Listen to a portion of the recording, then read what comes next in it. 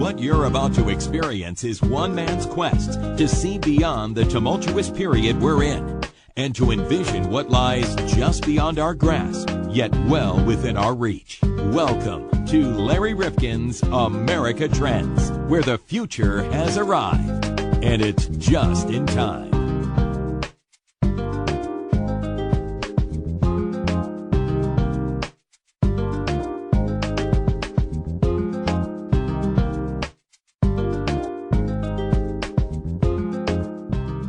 Welcome back to America Trends. I'm Larry Rifkin along with John Krosick. And John, this is a topic that you are really going to appreciate.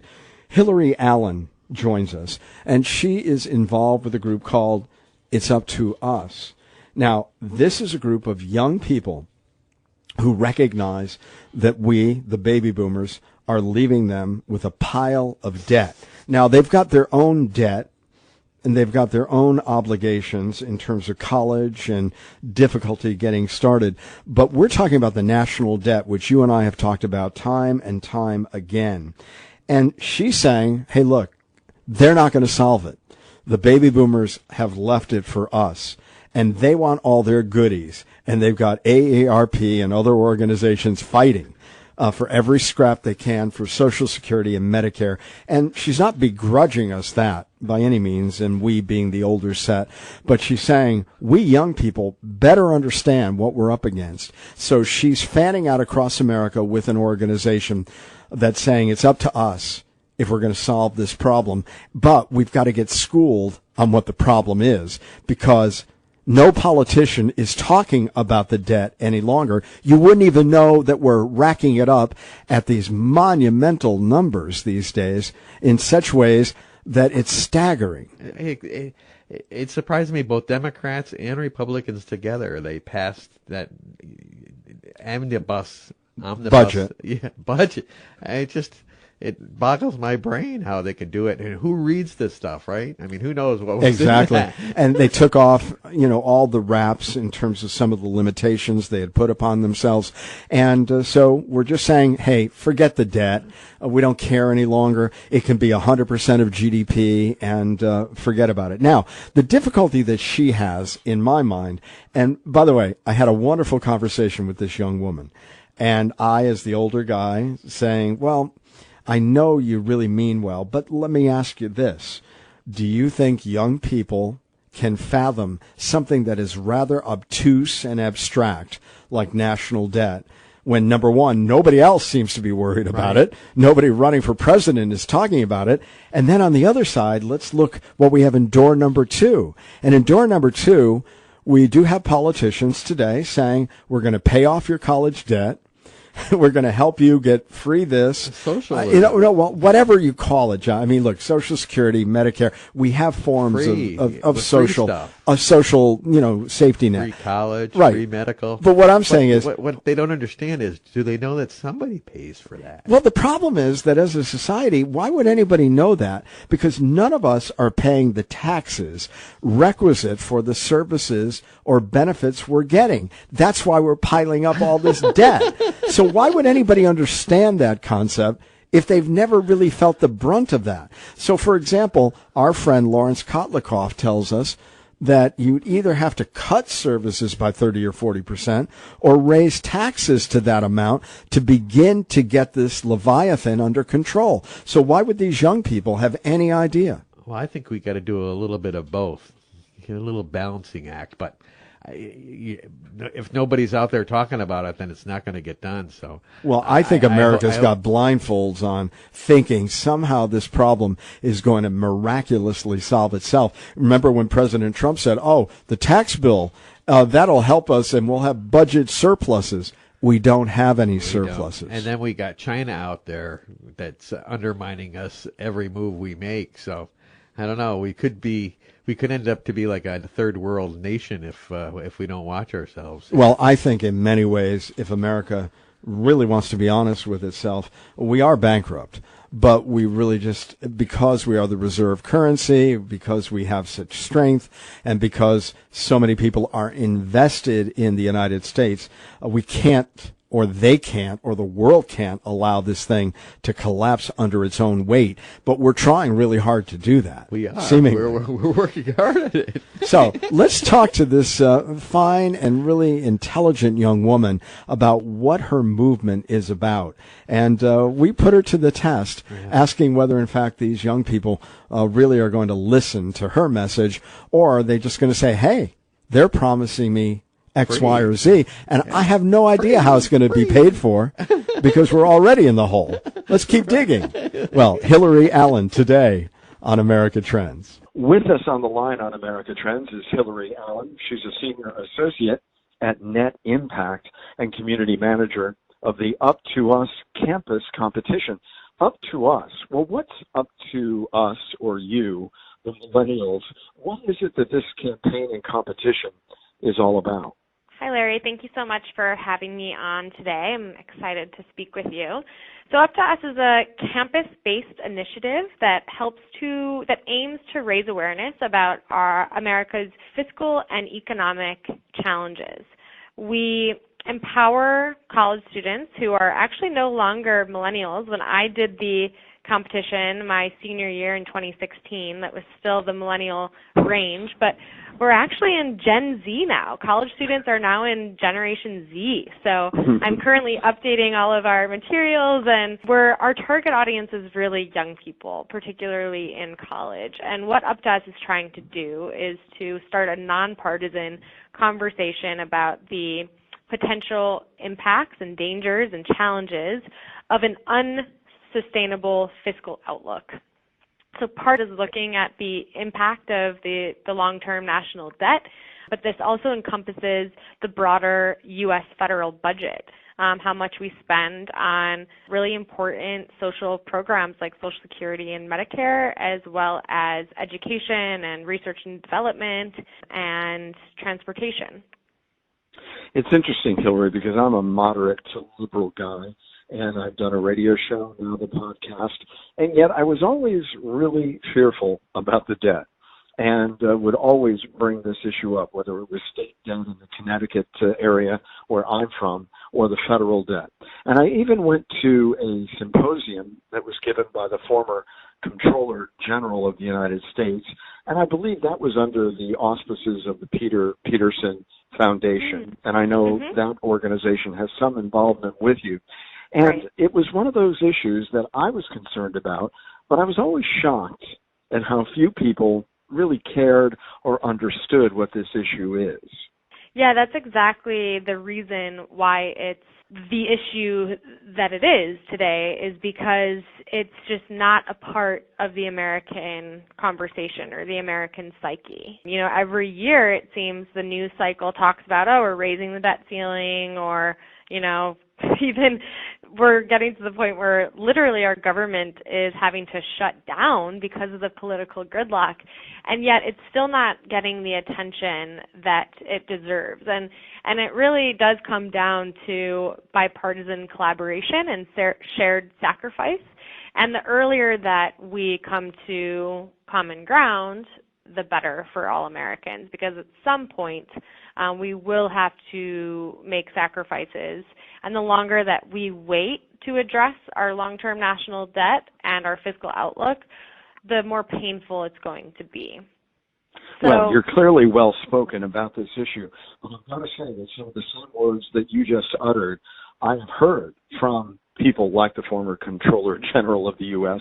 for the last decade, and nothing seems to get done, and it continues to get worse. In fact, under the Trump administration, the debt has grown dramatically, and there's nobody talking about it in Congress that I can tell. Yeah, it's unfortunate and frankly dangerous that the issue of the national debt and deficits it's basically become a political strategy for politicians to raise the red flag and to fearmonger and say this is an issue, and then only to get elected and have it not be an issue anymore. So what we're really trying to do in Up to Us is to increase the education and understanding around what it means to have a high national debt and what it means specifically for the American context, because America is not Greece and America is not Argentina. So talking to the experts and and asking, okay, what would it look like if we were to default on our debt, right? What would that actually mean for Americans and our global economy and the U.S. economy? And then especially now, I think this conversation is really important to have as we're seeing these policies being introduced by the 2020 Democratic candidates, presidential candidates, that are, in my opinion, very exciting, but also very expensive. And so Gen Z and college students right now are the generation that is more politically engaged and more politically active than previous generations, recent generations. And they're also the generation that is spending exponentially more on their college education, and yet their job prospects and wages are stagnant. So their economic outlook as compared to baby boomers and previous historical generations is much different and much more bleak. So they really have the most at stake to understand this issue and to understand its impacts on their lives. I don't disagree with you at all. However, I just want to make it a little more complicated because you talk about the debt, and I know that the public debt is somewhere around $21, $22 trillion. But if you've looked at the work of Dr. Lawrence Kotlikoff from Boston University, he says that when you look at the fiscal gap, meaning everybody born today and all the benefits that would accrue to them based upon the formulas we have, and then the tax against that and what it would yield, we're really something closer, are you sitting down, Hilary, to $200 trillion in terms of the fiscal gap. Is that something that you folks have come across in your research? It's really interesting. I would love to get that name from you after this interview. I have not heard of that professor, but all of our data is pulled from the Congressional Budget Office, and we encourage team leaders to expand and learn about modern monetary theory, which is becoming more popular and widespread, and get sources and information from outside the Congressional Budget Office as well, because we really want to foster a conversation with a variety of different perspectives on this.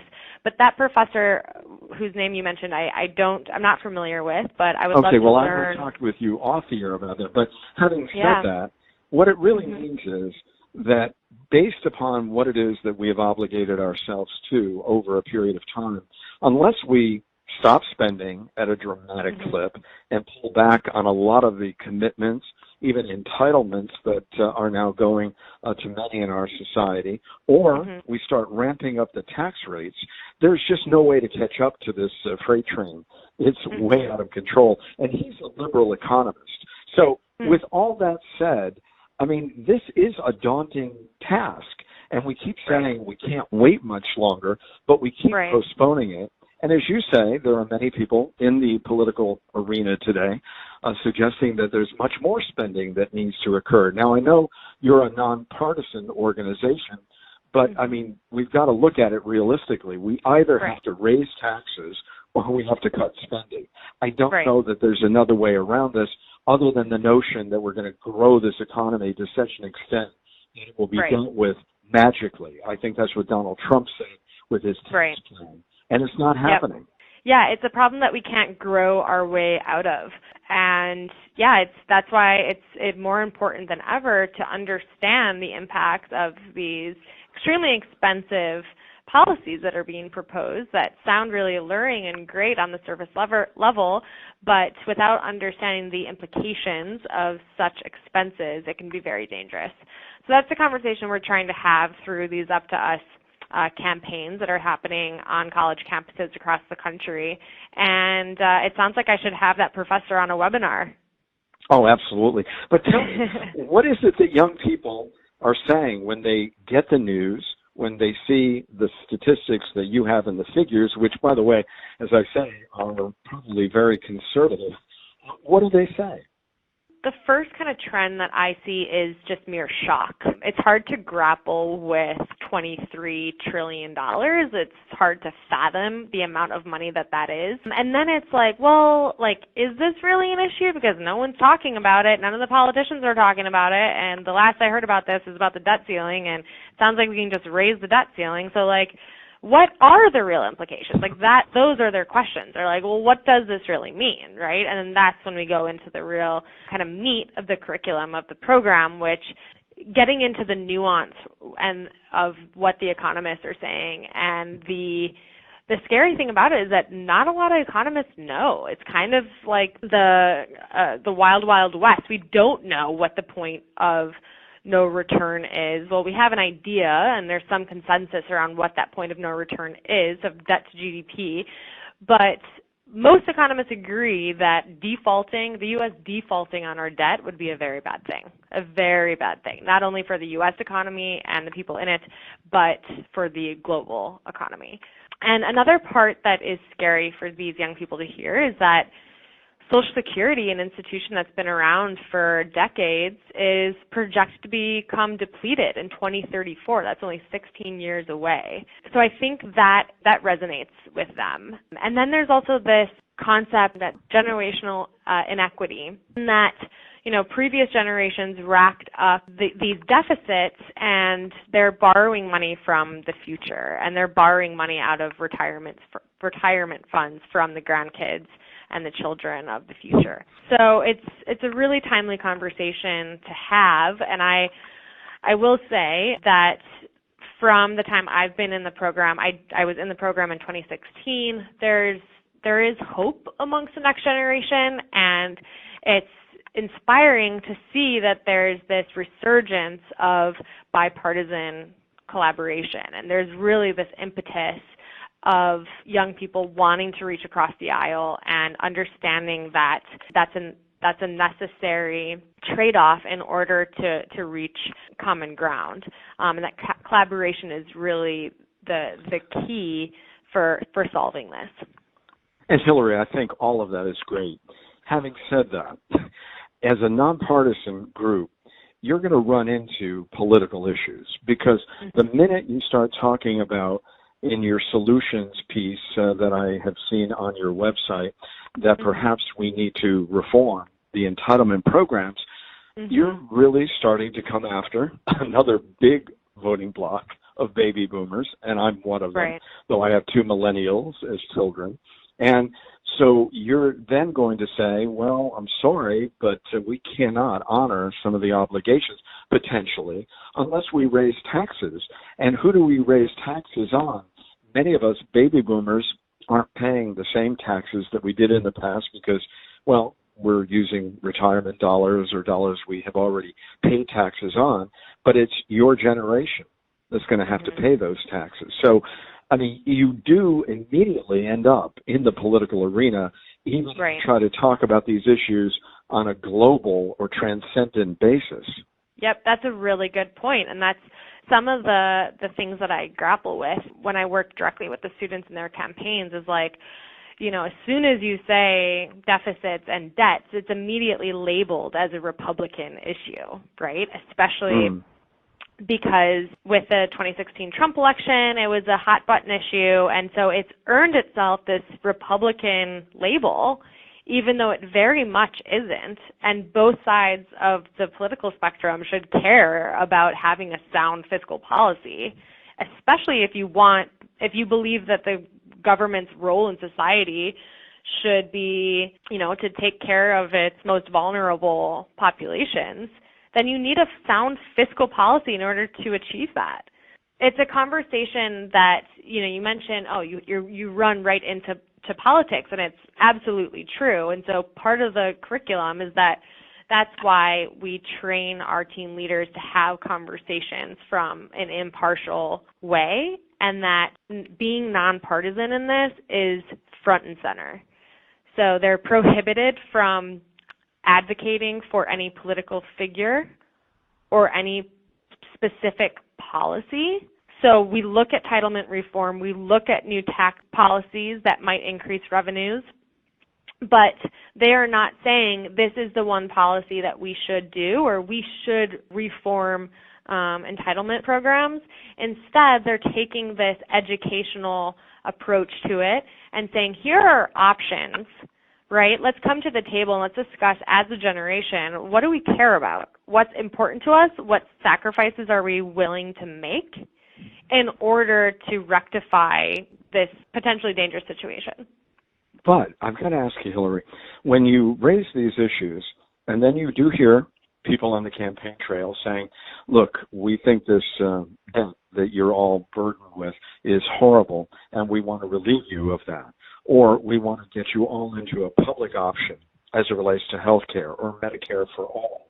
Or we want to give you free community college for this new generation coming through. How do you work your message up against the message that there's more benefit down the road that we'd like to give you when that is so alluring? You said that many of these ideas sound great, but then somebody's got to put a price tag on them and pay for them.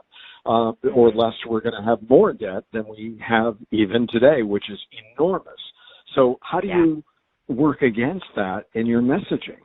It's a really good question. We are currently working on that, and part of our curriculum is inviting the experts in and trusting the students and their intellectual capacity to understand the nuances of this and to understand the broader trade-offs from the societal perspective of, here are these potential policies, here's the benefit that they could produce, counteract that with the potential threats or risks of an extremely high debt currently and rising.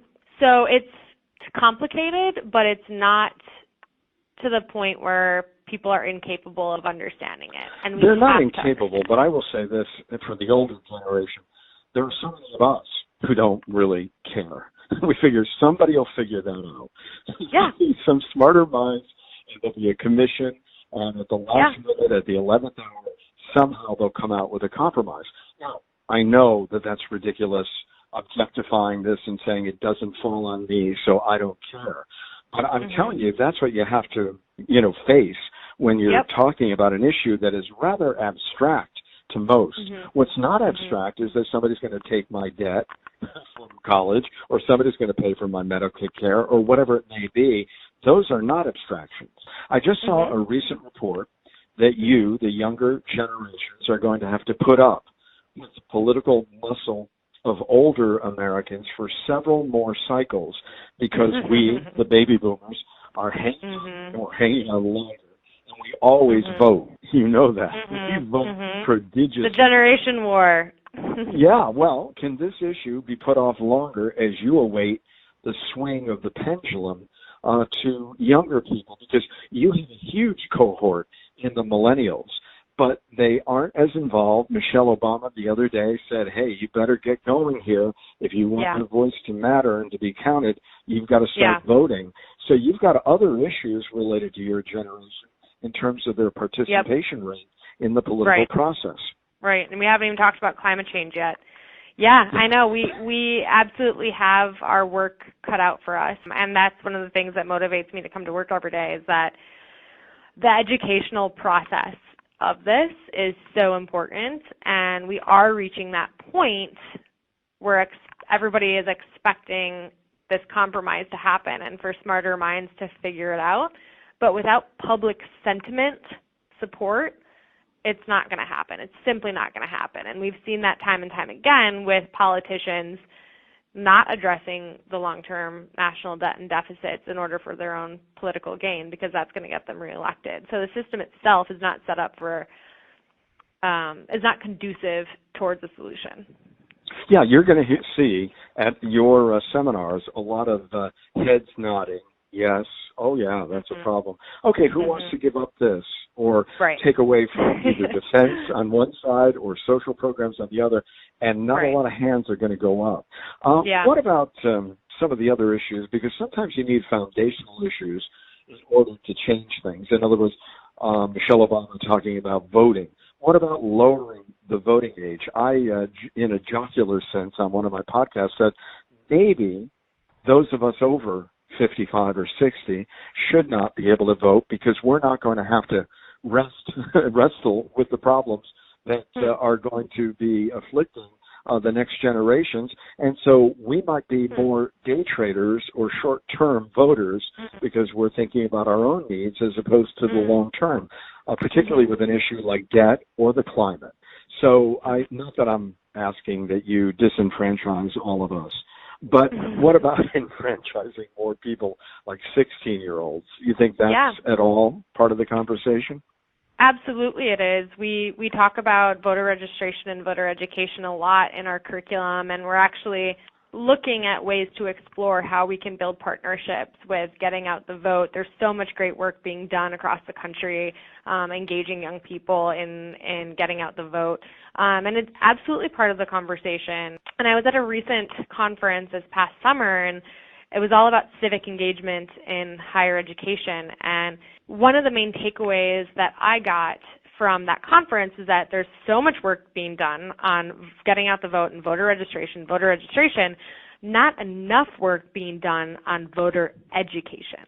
And I think that's where our sweet spot is, because fiscal policy is inherently tied to so many other issues. It's the spoke of the center of the wheel, the nexus of the wheel that is connecting all of these other issues that we care about: healthcare, education, infrastructure, R&D, climate change, and yet we're totally missing the elephant in the room. I believe personally that if we can start this educational process, or at least give students like a bare minimum, or just to be thinking about fiscal policy and think about things from a budget perspective, from the federal budget perspective, we can have a much more productive conversation about the things we care about. But if policymakers and legislators really are not bringing this attention to the fore, I mean, there's really no one that you could identify in Congress today who you would say, oh, there is he or she, and they're really on this debt issue. It makes it really hard, because it makes us all believe in a way that we can go to sleep on this issue and it won't affect us. So, I mean, where do you go to affect them? Are you going to be going to Congress and ask for a hearing on this issue with just young people involved, those who have a long-term stake in how they deal with this now? We were sad to see Jeff Flake, the representative from Arizona, retire this past year. He was a real champion for fiscal sustainability. But to answer your question, part of what we do in Up to Us is we ask the teams to sign a pledge that essentially, it's nonpartisan, and essentially says, I'm a young person and I am in support of bipartisan solutions to addressing the long-term national debt. That's all it says. And so through that method, we hope that we can build a movement and build critical mass in forming our elected officials that, hey, we do care about this. Hey, we are thinking about this. This is our Social Security and Medicare and future that you're talking about. And so we do that, and then we also, one of the prize trips is going to Washington, D.C. and attending the Peter G. Peterson Fiscal Summit. And this is a convening among several high-level economists and policymakers and movers and shakers in Washington, and we expose them to the conversation at the national level. This past year, Mulvaney, the president's current chief of staff, was there and gave an interview with one of the CNN correspondents who were there, and so we are hoping that by exposing the Up to Us top leaders to these national conversations, that will help spur understanding and further action on this as well. Does your generation feel any bitterness toward older Americans who are leaving you with this pile of debt and not terribly concerned about it, much more concerned about cost of living increases? But there are many reasons for this. Don't forget, a lot of older Americans used to have pensions, and those are gone. Even some of the backstops to pensions now are crumbling as we look at guarantees that cannot be kept. So there are a lot of people looking at their situation saying, I'm holding a bag, but you're going to be holding a much bigger bag in many ways. I don't like that argument to this. I don't think it's productive. And I think maybe individually some people feel maybe some jadedness or, hey, this is unfair. But when you're looking at it from a historical perspective, it wasn't like the baby boomers knew what they were getting into or like were intentionally building up deficits. They were doing the best they can. Everybody was doing the best they can, trying to make the most sound decisions at the time. And so I don't think that it's a productive use of brain space to say, hey, this isn't fair, you know? I'd prefer to help people think about it from a solutions-oriented perspective and to understand the historical context of how we got here and the laws behind how we got here. But I think it's more productive to look forward and say, here's what's being proposed. How can we solve this? Do young people see climate change or the national debt as being a greater danger to their future? Take a guess. Climate change. Yes. Yeah, absolutely. So we're seeing Generation Z take more of an interest, more so than millennials, in climate change with Greta Thunberg leading the charge. So one of the things that I'm currently working on actually in building the curriculum for this year is understanding the fiscal cost of climate change. Climate change is really expensive if we don't address it. And so actually, if you care about climate change, if you care about fiscal sustainability, you should really care about climate change because it's going to be very expensive for the country with the natural disasters that are looming. Do you think, by the way, that your generation imagines that things like Social Security and Medicare, let alone the new ideas that are coming about during this campaign, do you think that they'll be there for you in any way, shape, or form? Right now, it's looking pretty bleak. I mean, if we were to only take the data coming out of the Congressional Budget Office, no. Personally, I'm hopeful because I have to be, and I don't see any other option. We're expecting a lot of companies, and we're expecting a lot of the government, and it's shifting now to expecting even more from the government, especially as we see the trend turn to a typical individual having multiple, working at multiple companies throughout their 40-year career, and not just one company, not having that company loyalty over the course of their 40-year career. We definitely have our work cut out for us. Absolutely. In closing, Hilary Allen, is there any solution that you see on the table, and you do have some up on your website, that you think is the most practical or the one that can get bipartisan support? Again, I'm not speaking on behalf of Up to Us because we are nonpartisan, but my personal opinion is, we have to understand fiscal policy. We have to have our congressional elected officials understand fiscal policy and the mechanisms by which our federal budget earns money and spends money. And we have to take into consideration the values of U.S. citizens and the most pressing issues and urgent issues of our time and reduce the most amount of suffering as possible. My opinion, I think climate change is a biggie. So and especially working for Net Impact, which is a nonprofit focused on environmental sustainability, I think that's a route through which and a lens through which we can get creative and increase revenue. And I think there's a lot of opportunity in solving this fiscal crisis through environmental sustainability.